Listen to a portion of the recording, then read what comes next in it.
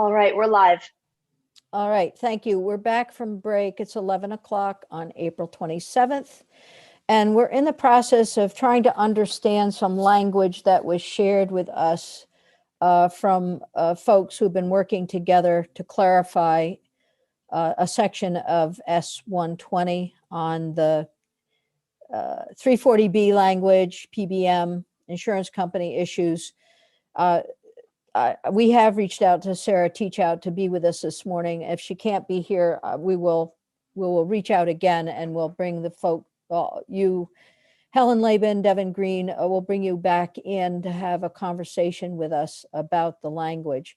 So Jen, what I'm going to suggest is that if you don't mind, I think we should have the language up to look at it. And then there are some pretty specific questions about the meaning of this overall. I think that you did bring us this recommendation, and Sarah Teachout is going to be with us in about 5 minutes, which is good. Just had a note from her. So we'll go ahead, and I can't see everyone. So Helen or Devin, do you want to walk us through this at this point and talk about it? I think our specific question, one of our specific questions was on the implication that the patient benefits from this. So why don't you talk with us about what the problem is and then how this solves the problem? Senator Cummings, I think you were going to say the same thing. I was going to say, I don't understand what the problem is we're trying to solve. Thank you. Good. So Devin and Helen, I'll turn it over to you collectively, and you can help us understand what the problem is and how language in this bill might solve that problem. Sure. So Helen Laban, Bi-State Primary Care Association. This language is responding to a very specific action by pharmacy benefit managers, and in particular, Express Scripts has done this federally. It is a move to increase the the administrative burden on pharmacies around 340B drug prescriptions by changing the system by which they need to file claims for prescribed drugs that are going to a 340B entity. And the background intent of that move by the PBMs was to both have a chilling effect on participation in 340B and also set up a structure by which they might in the future change the pricing on those drugs that are in 340B. Nationally, there is not anything, there's safeguards on the 340B program broadly, but there isn't anything nationally that protects against this particular way of getting at the PBM's goal of reducing participation in 340B.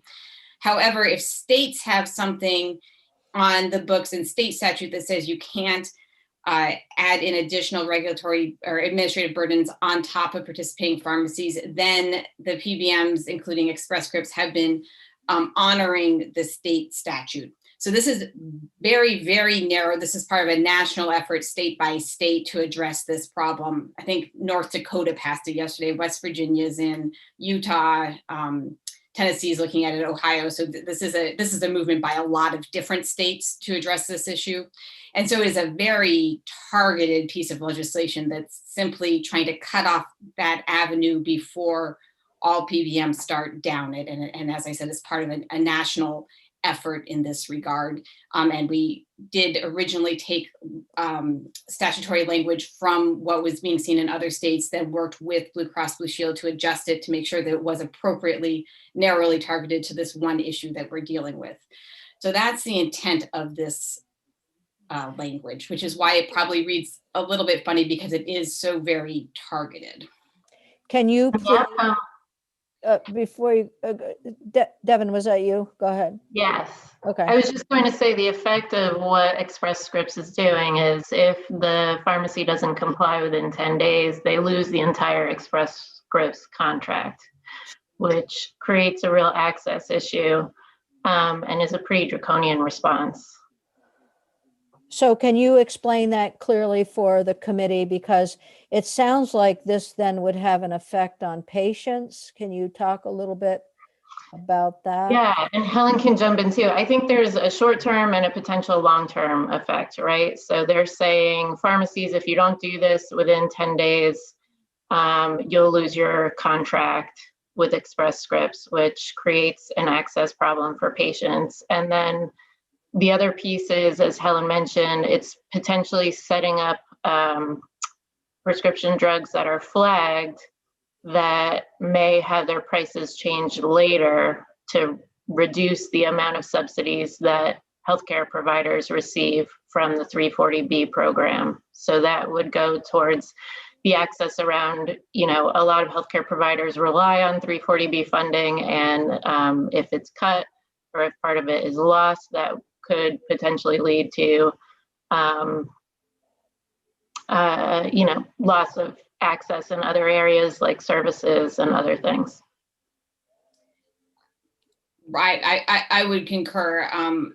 So the impact of this legislation on the patients is preserving the integrity of that 340B program, which is being used to reduce drug costs. It's also being used, for example, many of my members use it to invest in prevention, right? So they'll use it for healthy food programs with schools and with children and families, to prevent those chronic diseases such as type 2 diabetes that require drugs down the road. So it's a really strong approach and a strong component of what the FQHCs and other participants in 340B are doing to serve Vermonters. And we don't want that funding to be diverted to national PBM companies. We want it to come to Vermont to serve Vermonters is what we would like to have happen. Senator Hooker, go ahead. Thank you. So thank you, women, for being here and clarifying this. But to be clear, this isn't going to affect, and neither does any of the 340B programming, affect the cost of drugs for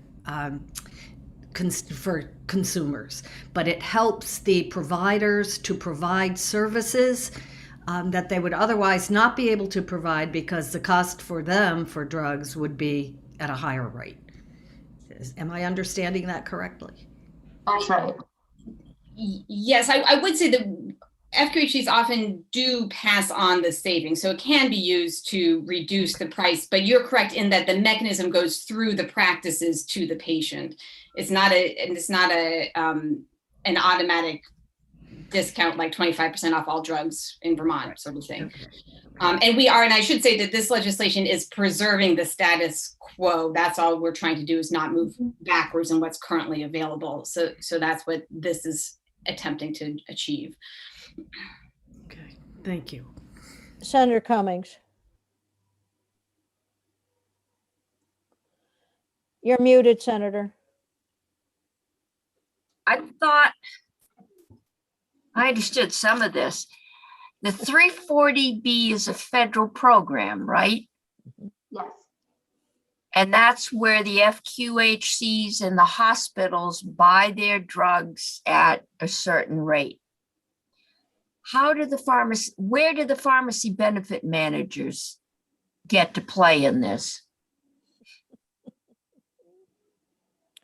Well, they're sort of the middleman, right? So I'm 340B drugs go through a PBM? This is Sarah. I can jump in. Thank you. Please do. Welcome, Sarah Teachout. Raising my hand, but I don't think you can see it. No, go right ahead. This is a conversation. Yes. So Sarah Teachout, I represent Blue Cross Blue Shield of Vermont, and health insurance companies use 340B or pharmacy benefit managers to operationalize essentially the drug benefit for our members. And so the 340 or the PBM contracts with the 340B pharmacy and with all other pharmacies. And when a commercially insured member goes to get their prescription drug filled at one of these pharmacies, it's the PBM that manages the, the administration of that purchase. So I think I emailed you, but commercially insured patients pay the full price for these drugs, and it's the spread on the low price that the 340B pharmacy gets the drug for and the amount that they sell it to the commercially insured patient for. That's where they make their revenue. The rebate piece is arcane for sure. When we contract with a PBM, we look to these rebates to lower the prices for our members because we build in the price of drugs into the premium, and we also include what we anticipate the rebates to be. So when we start losing these rebates, what will happen is premiums will increase, and that's our concern here. I did want to also say that until this July, ESI has been the PBM representing and working for Blue Cross. We are switching to a new PBM starting in July that I don't believe is using these practices. So there'll be a shift, at least from Blue Cross's perspective, on how this works. And we really would like the study to look at what's happening with the rebates and who's being impacted. And that's why we have the piece there about looking at the impact on patients, commercially insured patients, as well as the impact on the 340B pharmacies. Okay, so who would like to help us go through the language here? So Helen, can you please restate the problem that we are addressing? And then as we go through this language, how that language resolves or solves that problem or begins to. Helen, can you do that? Certainly, I can state the problem. This is Sarah's language to which we have agreed, so I don't want to overstep into her lane in walking through the language that she clearly knows very well since she wrote it. The problem that we are attempting to resolve is that I say PBMs plural. Express Scripts, as Sarah mentioned, was the first one to actually do this. They have added an additional administrative requirement onto pharmacies who want to participate in 340B that they use a new modifier system to identify those 340B claims at the time of filing the claim, and they have given a very short turnaround to come into compliance, or the pharmacy cannot participate as part of the 340B program. As Devin indicated, the pharmacies in Vermont have found it impractical to comply that quickly with this rule. So this language would prohibit them from implementing this new administrative burden. It would additionally, as Sarah indicated, have I'm not sure if it's called a commissioner or task force, a group with DFR and the AG's office to look at that bigger problem. So this is a year-long temporary fix during which time we will have these entities who do have deep knowledge in this world look at the issue and report back with a longer-term solution. Okay, that actually begins to make some sense, I think, and helpful.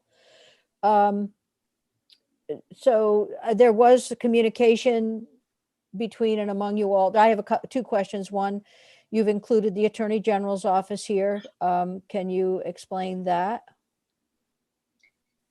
This is Sarah, and I will admit that I did not ask the Attorney General's office if this is okay, but they do, do some reporting to the legislature, I believe, on what is happening with drug pricing.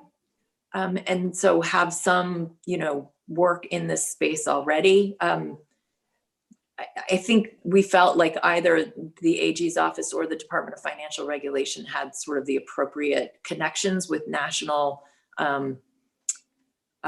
organizations that could help them do this work. And we have since reached out to the Attorney General's office, and they agree that they have that expertise and can participate in this. Oh, thank you, Helen. Perfect.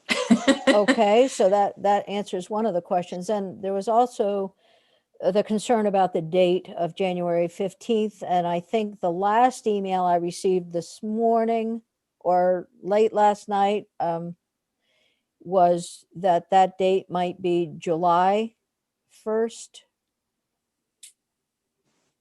instead of, was it December 31st? Was it the December 31st, 2022 date that would be changed?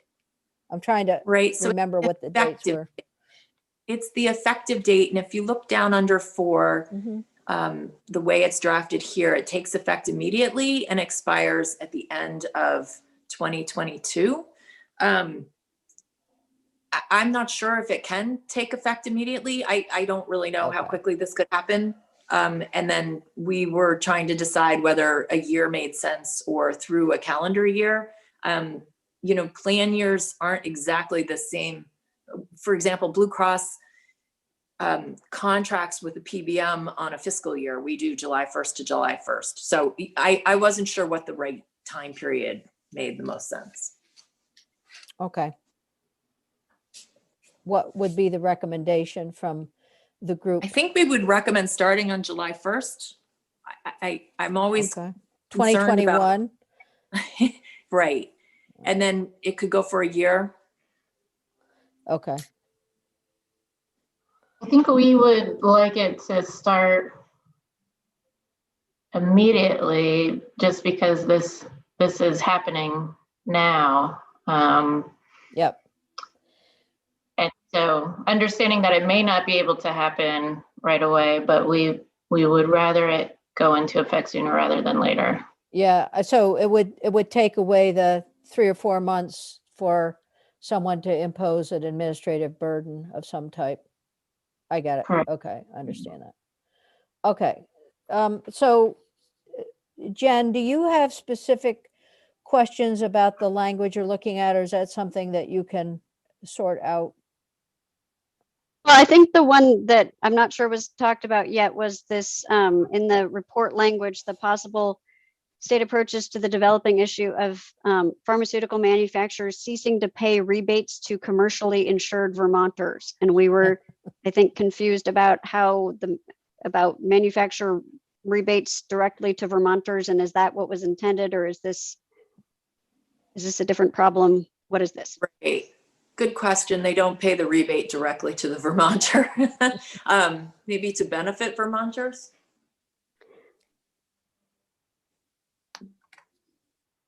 Take away, you're suggesting that, so that's something I think that we need to resolve, because that right now it's inaccurate, so.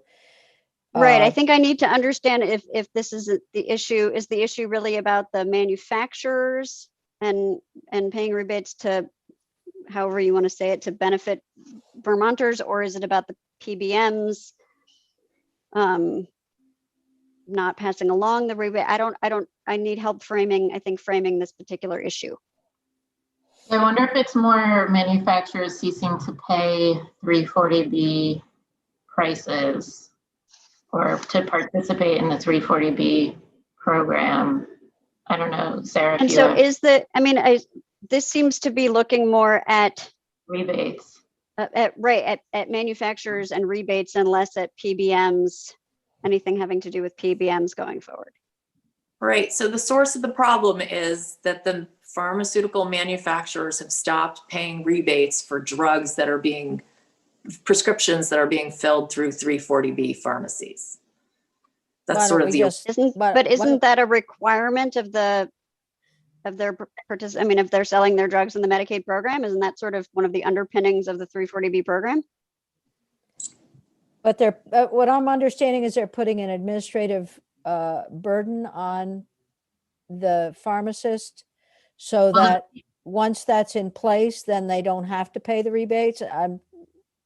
Well, the PBMs are doing that, but there are some manufacturers. This is all part of what's happening with 340B right now. There are some manufacturers who have just refused to pay the 340B price on some drugs.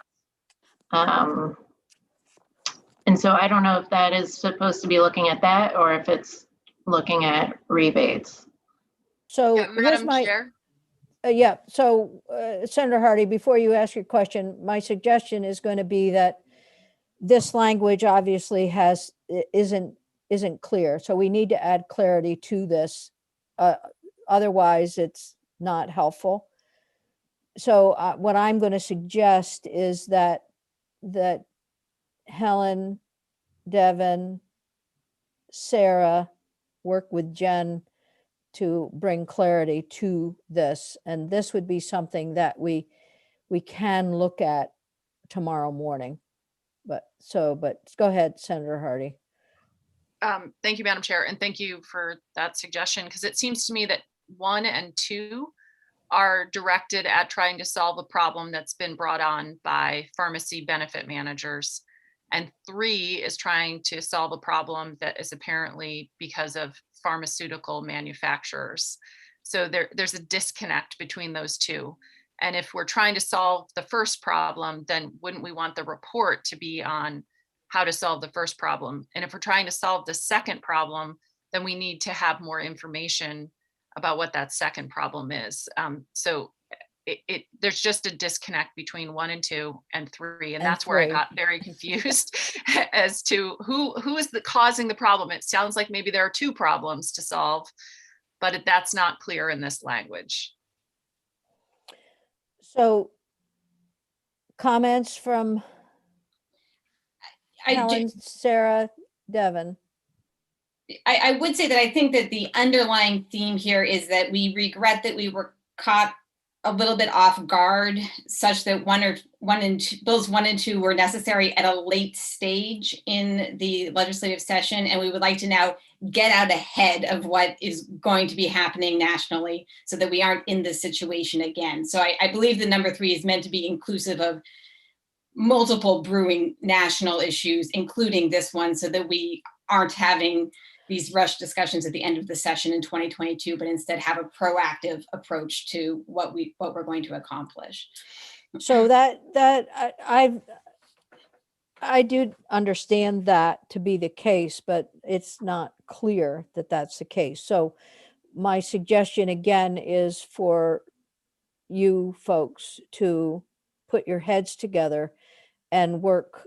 Jen, does that make sense from your perspective to work with them and keep us in the loop so that we can come back to this tomorrow morning? We'll put it on our agenda first thing. What we usually start at I'm 9. not available at first thing, but I can probably. What time are you available? Because I that's think when I can be here because I have a bill going in the House. okay. I think 10:30 they move to a different topic that I can catch up on. Okay, so we'll put it on our agenda for 10 o'clock, 10:15. How's that? We can firm that up a little bit. Madam Chair, can I just add one quick thing also? When Sure. you're looking at it, the effective date language seems a little funky. Yeah. Oh, yeah. That's not. Yes, I will. There's a lot there. I Okay. need to better understand the intent there, and then I will do it as either just session law language or a prospective repeal of statutory language. Okay, thank you, Jen. Yes. Okay, so let's take the language down for Okay. now. And I guess one question for the committee Okay. is, I think you heard different testimony from different witnesses about whether the language would take effect on passage or on July 1st. And did you make a decision on that? Well, I would recommend on passage, simply because if we don't put it on passage, there's a period of time within which administrative decisions can be made that will interrupt the 340B program. Decisions by PBMs, or maybe one in particular. I just wanted to confirm that because you'd heard. different Unless the things. committee Thanks. disagrees with that, I would say that. Okay, all right, so let's do this. I think we now are getting closer on that section. Sarah, you also sent me an email this morning. Wasn't even first thing, it was later in the morning. So I think it was 9 o'clock. About the section on the administrative costs for insurance. Can you, that is section Sure. number, is it 9 or 10? I think it's section 7. Which one? I Way think off. it's section 7. And so I Yes, section 7. first of all, we provide a ton of information, both to the Department of Financial Regulation and to the Green Mountain Care Board about our administrative costs, as do all insurers. And so if you're going to have this additional report, I would recommend including additional information. And the two pieces that I would note is that there are a number of contributing factors going into Blue Cross's administrative costs. One of those are the Green Mountain Care Board bill back, which has increased by, on average, 17% a year since 2016. And then the other thing is the state's shifting of costs that were typically before this borne by the state of Vermont and general fund dollars, which is the billing for Vermont Health Connect, which is now also being shifted to health insurers' administrative costs, as well as the costs to administer healthcare reform for the state of Vermont. So we've spent millions to change our computer systems to enable the capacity to do capitated payments.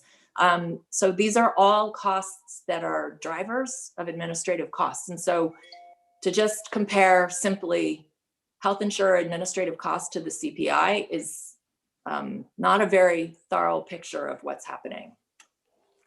So, and this, as you understand it, is a Green Mountain Care Board. This is a report from the Green Mountain Care Board. So I think this is an opportunity for the legislature to look at some of the issues that you're talking about, because one of the things that Blue Cross and Blue Shield has done that is very commendable is to work with our healthcare reform efforts.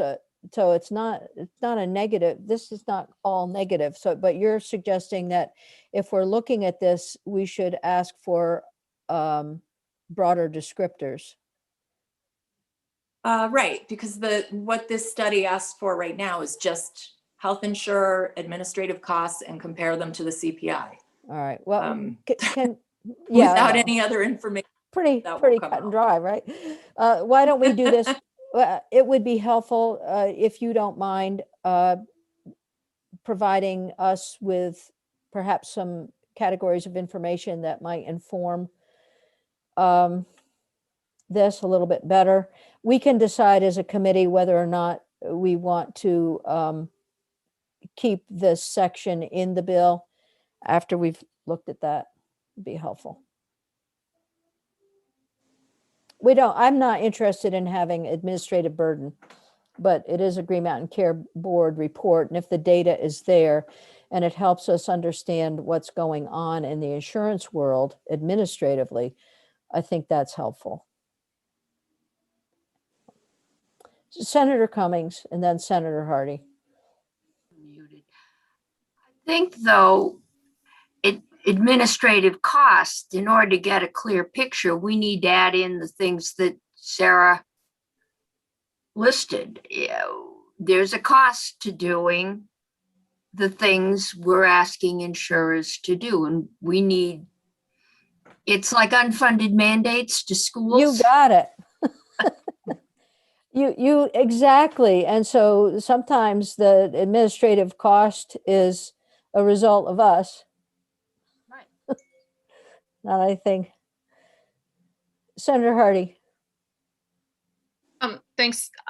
I was just, this was language that you had requested, Madam Chair. And so I was, again, sort of like, what's the problem we're trying to solve? I mean, because it's not very well defined. It's not fleshed out. And so we'll look and see what, Sarah, if you don't mind bringing us some clarification of what would help us understand the administrative costs.